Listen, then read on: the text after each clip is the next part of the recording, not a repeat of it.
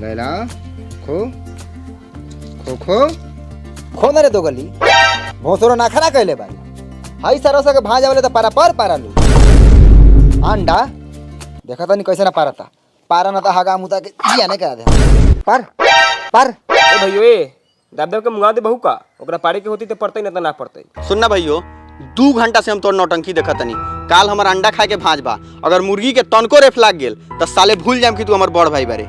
हाँ तो भूलना जो केंगे तोरा से अंडावा परवा लेता नहीं साले मुंह ना गार बल गोबना नाम चाहतरन के आज मुर्गी अंडावा ना परो इस तरह के काल भाज बा तो कल 2 गोल अंडा खइया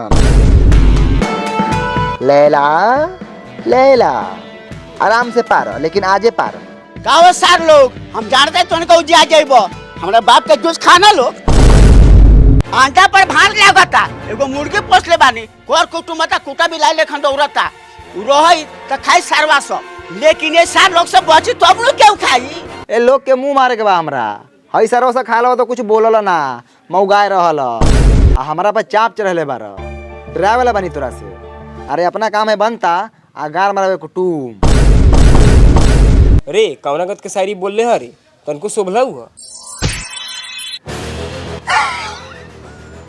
पार दिल अंडा लैला अंडा के साथ साथ गंदा भी कर देलू अब चल जा होकर लगे होकर बाड़ी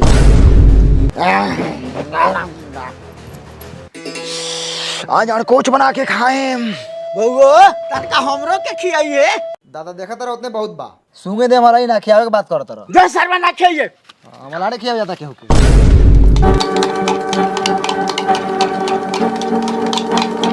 ए मां ये तनका तेल बेसी रखिए अंडा फूले के चाहिए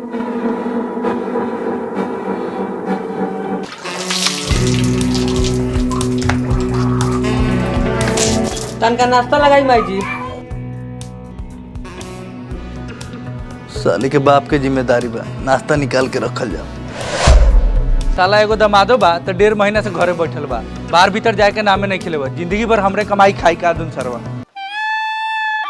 ए माई तनी हमरो के दी है हमनियो बेटे बनियो रोको ना बाबू हमर दे तानी आज अंडा छुआ गेल नु तो चूल्हे फोड़ाई आज। हां तोहर बाप ने चूल्हा बनेले बरन फोड़ दिया नी पुतरो कहीं के हरिओम हरिओम हरिओम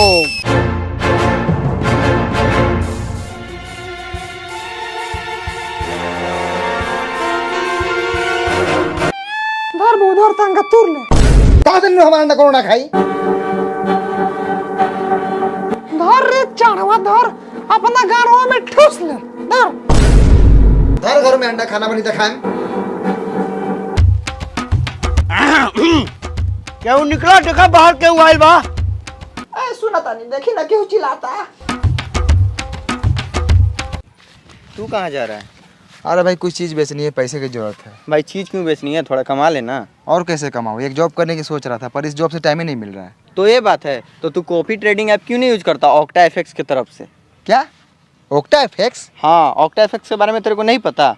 ये दिल्ली कैपिटल का न्यू प्रिंसिपल स्पॉन्सर भी बन गया है और तो और इंडिया का बेस्ट फॉरेक्स ब्रोकर 2022 भी है। तेरे को पता है सब के बारे में मुझे भी बता। इस प्लेटफॉर्म पर एक लिस्ट होती है एक्सपीरियंस्ड फॉरेक्स ट्रेडर्स की जिसे मास्टर ट्रेडर्स भी कहा जाता है। आप अपना मास्टर ट्रेडर खुद चूज कर सकते हो उनके फाइनेंशियल रिजल्ट और रिस्क स्कोर को देखकर। फिर बस कॉपी बटन पे क्लिक कीजिए और जो भी ट्रेड्स मास्टर ट्रेडर करेगा वो सब आपके अकाउंट में भी आ जाएगा। इसका मतलब जब भी मास्टर ट्रेडर अर्न करता है आप सब भी अर्न करेंगे। इसका कमीशन बहुत कम होता है और पे भी आपको तब करना होता है जब आपको प्रॉफिट हुआ हो। तो मतलब मुझे ज़्यादा कुछ नहीं करना सच्ची? हाँ हर ट्रेडर को रैंक भी किया जाता है उनके रिस्क पे 1 से लेकर 6 तक उनके ट्रेडिंग स्ट्रेटजी और प्रॉफिट के बेसिस पर। मतलब फुल ट्रांसपेरेंसी मिलती है मेरे भाई। ये तो सही है।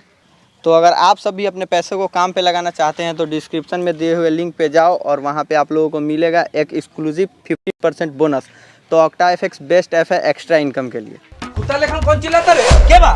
ए बा आदमी नहीं के चिनाई पहले 1 गिलास पानी ले आओ कुला करे के बा। प्रणाम। अरे सतरंगी बाबू का समाचार बा?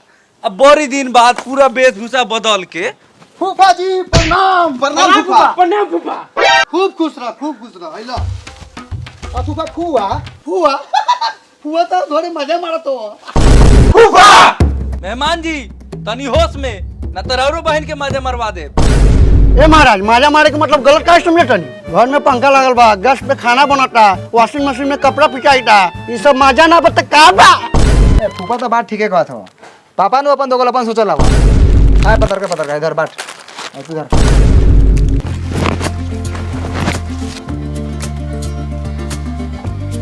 तब मेहमान जी राउर बहनिया माजा मारा था कि ना? कोनो ठीक बा, माजा मारते होई। धनी घर में नु शादी भेल बा, एसी में रहला, आ खाना पीना नौकर बनावेला। ई सब तो भगवान के मर्जी बा।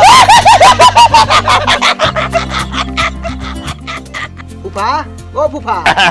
चला ना अंगना में माई बुलावता। चला ना माई नाश्ता निकाल के पलंग पर धैले बा। चला। आओ तनी आओ तनी आओ। ए मेहमान बाहर बैठू, भीतर कहा जात नहीं? ए हटू, सरोजिन बुलाओ तरी। 12 दिन हो गए वेट कला। केने बारे हो करे जा। अरे भौजी काल बा हो। भौजी प्रणाम। खूब खुशी रही। बड़ी सुंदर लगा तरी भौजी, मन कर त काचे काट बात छोड़ा। आ कहीं ना दिया के समाचार। ठीक है मान में की रहुआ लेके नहीं की।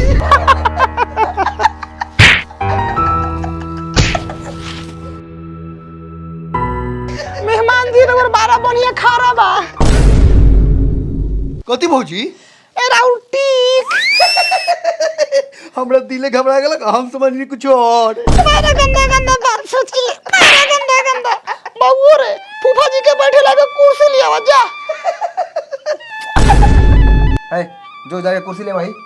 तोरा के कॉल हुआ कि हमरा के? तोरा के? माई केकरा कॉल है कुर्सी ले आवेला? तेरे बाप के। ओ पापा के।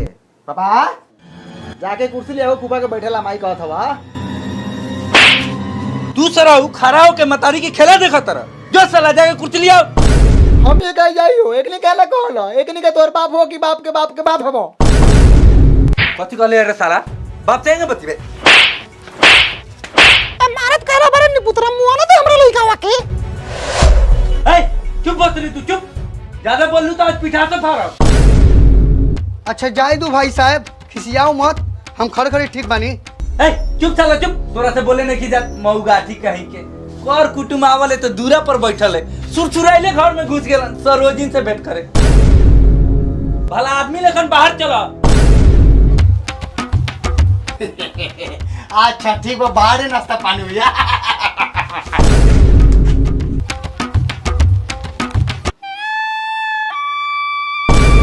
कब से बैठल बानी, सारा नोटंकी देखत तनी। भिखारी ना हई, घर के दामाद हई पुरानका। फूफा नायका दामाद के घर में हिस्से नहीं खे, अब पुरानका दामाद के यहाँ केहू लाड़े पूछता। एगो काम करो ना फूफा, ई घरवा लिखवाना लो। हाँ तो लिखवाइए ले हम। जहाँ एक बार ठाननी तब तो 2-4 कटा लिखवाइए ले हम। हमर लड़वा हिलाओ ना सौरव के बेटा।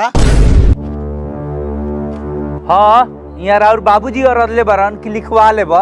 ओ भाई जी नाश्ता करबा कि ना करबा कि भूखे रखबा? मिली नाश्ता, इतना छटपटी कथी के बा? भूखे मरल जाता रे का?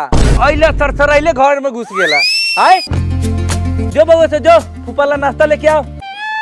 ए भैया चल नाश्ता ले आओ जाओ। ए जो कोनो पहाड़ ले आवे के हो, नाश्ता ले आवे 4 आदमी जाई, जैसे कोनो आदमी मरल बा कंधा दे के ले आवे के बा।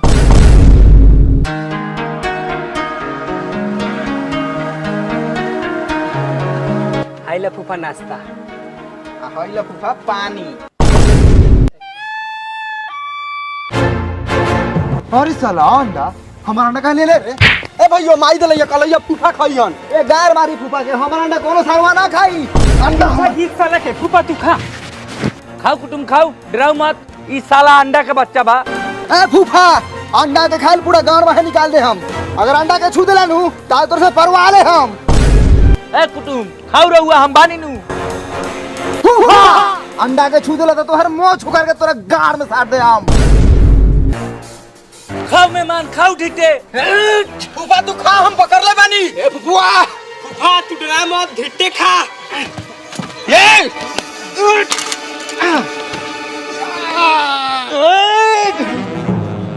बाप रे बाप, अंडा मुंह में जाता।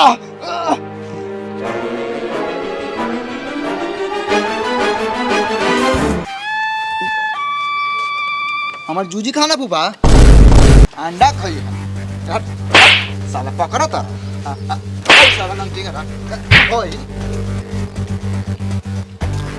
अबले जसन भूजा पियाज के खाई हटावा सन। ए बउआ ए प्लेट हटा, मेहमान ना खइयन, इनका गाड़ भरल बा। अड्डा जमावता लोग बकरी के घास सब ही काटी लोग बैठ के चूतर से कटा। बाबूजी देखी ना के आयल बारन। केल बारन हम सतरंगी प्रणाम बाबूजी। खुशी नहीं काहे ला नहीं हो मुंह मरवा गए बनी साला घर में कोनो इज्जते नहीं के, कोनो टी खिला होता, कोनो अंडा छीनता, कोनो घर से निकालता है ₹10 वानी का। ₹10 राक्षस कह राक्षस।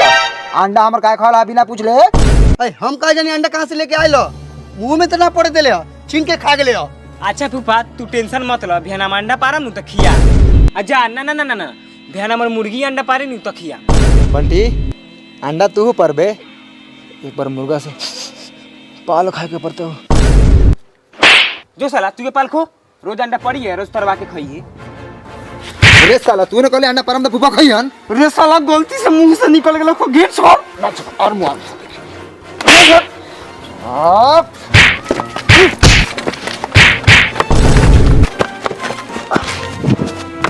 उठे फूफा। ए हटे रहुआ। उठी फूफा जी।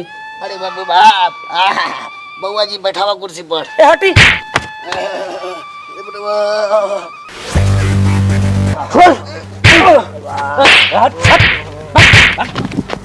साले मुंह आई दे हम झाटे ना चिनी बड़ा चाहे छोट, बाप चाहे दादा। हम तो बेकारे उठैनी फूफा के, भले गाड़ छितरा के गिर रहल बा। हम तो कितना बार कर कुटुम के माना कहनी कि हमरा घरे मत आव, हमरा घर में दोगला लड़का से पैदा ले लेबा, अब फिर भी लोग दौड़त रहता। ससुरारी बात आई ना लोग, फूफा जी के नाश्ता ना करल हुआ, कम से कम खाना खियावा हूँ। जा बउआ जा, मेहमान के खाना लेके खिया दो, उनका घरों जाए के बा। अभी खाना बनल का हम के लिया दी लोग। फुफा रात के बसिया रोटी और उबाल सब्जी वाला लिया दी वा, खाए में खटता वा। कोनो बात नहीं के सर बेटा, कोनो बात नहीं के, हमरा कोनो काम धंधा बा, बनो गरम गरम खा के जाए। फूफा मुर्गो के मीट मंगा दीवा का? ना ना ना ना मुर्गा के काहे ला लिए खस्सी के लिए आवा। खाए में बड़ी मजा आई। केहू सार हमरा से मीट का पैसा मांग लेलक नु, तो उनका मुंह में लार घास दे।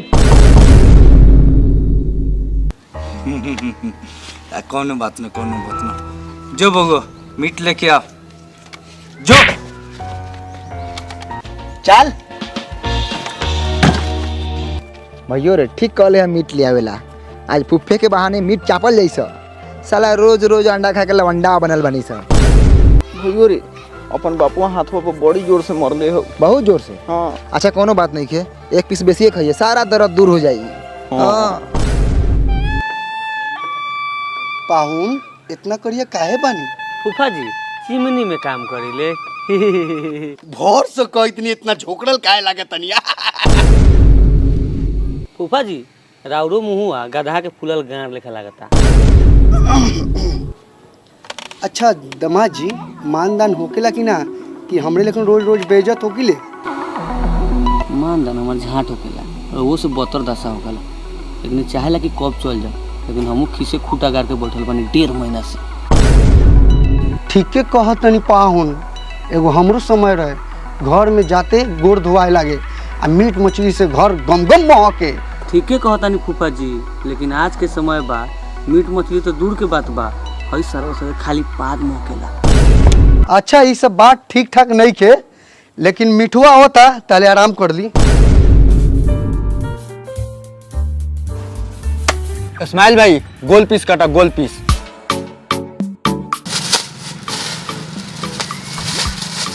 का इस्माइल मुर्गा कैसे चलत हौ? मुर्गा चलत नहीं के, बैठल बा। सरा हूँ मजाक कैले बरा, दाम बताओ सरवा। अच्छा भाई तो नहीं बताओ, सरवा दाम पूछला का? खाली पूछला का मुर्गी कैसे चलता? रुक दाम बताओ कैसे हौ? 200 रुपए किलो। ओ भाई पैसा लावा। ए इस्माइल सुन ना, एक बार हेतना बीख मत पाद, कम कितना करबो ई बताओ। ना भाई कम ना हो तो।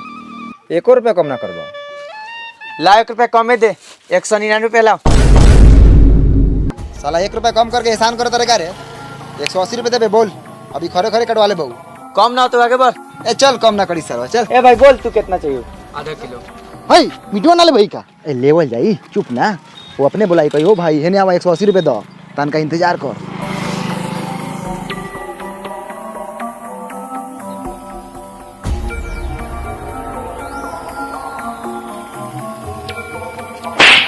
कहाँ बोला लोग रे साला? साला दोगला बारे है ना बोलेला खा। चल ले लेवल जाई चल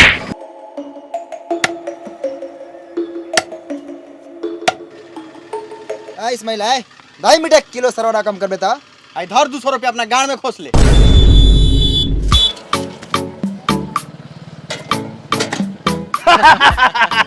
अच्छा एगो समय रहे हमहू बहुत बड़का छिना रहे। फूफा जी रउआ रोही हम बानी। फूफा हाय देखा मीट। देखत तुम्हारा साला सबके दुगलई काचे मीट से मुंह पर मार देल। काथी दोगलाई बतियाला फूफा, मुंह पर ना मरियो तो गांड पर मरियो। देखत तुम्हारा साला के दुगलई बतियाइल। बपो साला कम हरामी नहीं के सब सुनत रहला, लइका सके समझावला ना। हमका बार बोली वेशभूषा बनैले बारा गादहा लेखन त सह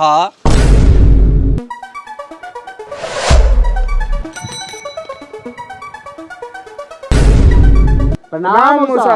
खुशी रह देहवा पर काहे न चढ़ा देले अइलन सड़सड़ाइल घंटी मारते प्रणाम मौसा। चल साइकिल पीछे कर।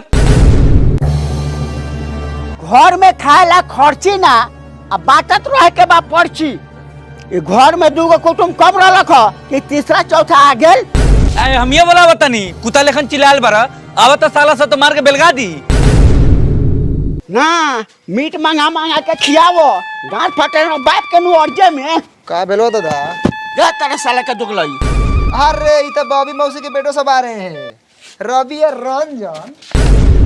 अरे कौनी बेले हंसा रे? प्रणाम भैया। प्रणाम भैया। खूब खुशी खूब प्रणाम खुशी। भैया। भैया। हट साला हट, प्रणाम कराओ का औकात हो तोरा, जाके फल ले। एके प्रणाम कर लई। प्रणाम भैया। खुशी रह बाबू हमर। अच्छा दादा कुछ बोलो तो दादा के बात के बुरा ना मानिए सा। ऐसे मिठाई में तो नहीं काथी ले ले सा? कहाँ कुछ लेनी है?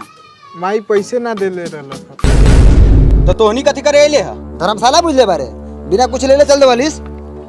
हाय ले पानी पी। ए हटाओ पानी। ए का बिलवा पिए दहू। ए मिठाई न खेले के आल। जा दे भैया पानी पी लेवे दही। ए बिना मिठाई के कुटुम कैसा नोकले रे? चल चल लेके चल घर। जो भाइयों घरे रात हो जाता बैठला से कोनो फायदा ना हो। साला दोगला चो सब दुगारी पे कहियो मुतहु ना है।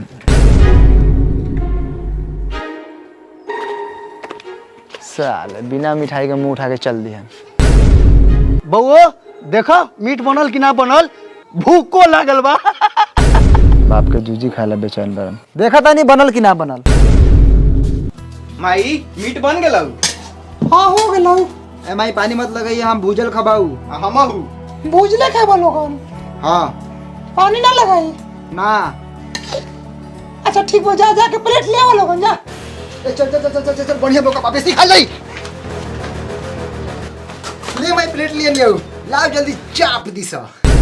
आ धर बहु से निकाल के खो, आ तनका हिसाबे से खइया, ई फूफू के खाए के आई ना त बाप से कह के गाड़ फरवा देबो। कढ़ाई को उठा के अंगना में चल सा। साला सब कहतो नहीं कि मीट बन गेल बा, आके खा लो। उम्मीदो रखले बारा का खाएला, उ सरवा से बचतवा तब नु खैबो। भाइयो तोरा में ज्यादा जात हौ। मीट के कमी का रे? होना ना साला चुपचाप ज्यादा जात हौ। हाली हाली खोने द फूफा जतवा। हां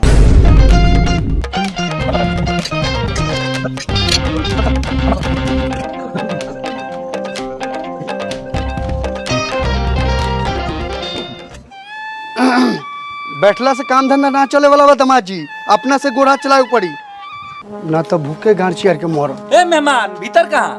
बारे बैठू बारे खाना आई। बोलू मत ज्यादा रहुआ, साला हिया भूखे बैठल बैठल गांड के नस फटल बा, आ खाना बाहरे आई तोरी बहिन करा के।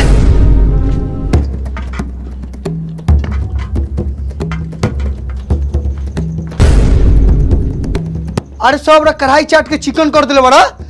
अच्छा एकरा मतलब अलग बर्तन में रखल बा और मिटवा। भाइयो फूफा तो कुछ जानते ना हो। बताओ तनी। फूफा माई मिटुआ बनले रखा अच्छा आ खाए में लागल वहू से अच्छा आ तू रह गला पाछा आ खाते खाते खत्म कर देनी है। अरे साला साला मिठुआ खा गेले कुत्ता के बच्चा सब बारे करे ए भोसरो केने मारू हे न्या अंगना में कैसे कैसे लइके पैदा करले मारू फूफा ए फूफा हमनी के मदारी के गाड़ी ना तो हमनी मिलके गाड़ी फाड़ी साला हमरे घर पर रे भैया फूफा के गाड़ में मारो साइने हाथे पकड़ाओ ए हाथ साला ए मेहमान ए रुकी हम दूसर कुछ ले आओ तो नहीं खाएला। चुप छिनरी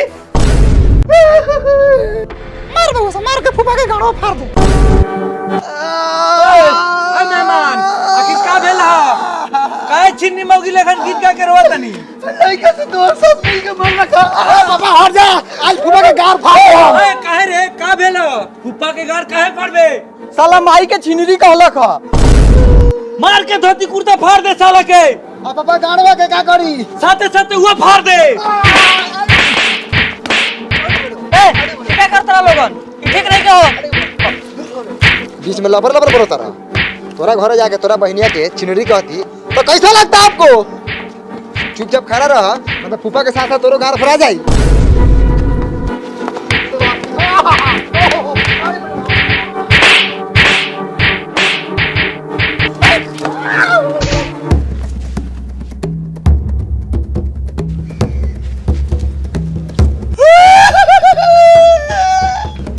अरे फूफा के पेटवा फुल्ले बा अरे मार के पचकाओ। रुक अब तोरी के फुआ के बुला के लिए अब तब तोरी के हम बताए कि फूफा जी के कितना मार मरने वाले तैका देर आ रुक जा फूफा तैका देर ओकरा बाद हमने हगाइए देहन सा।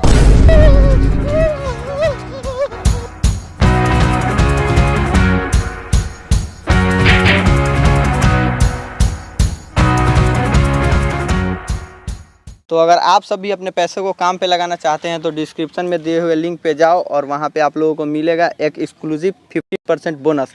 तो ऑक्टा एफएक्स बेस्ट ऐप है एक्स्ट्रा इनकम के लिए।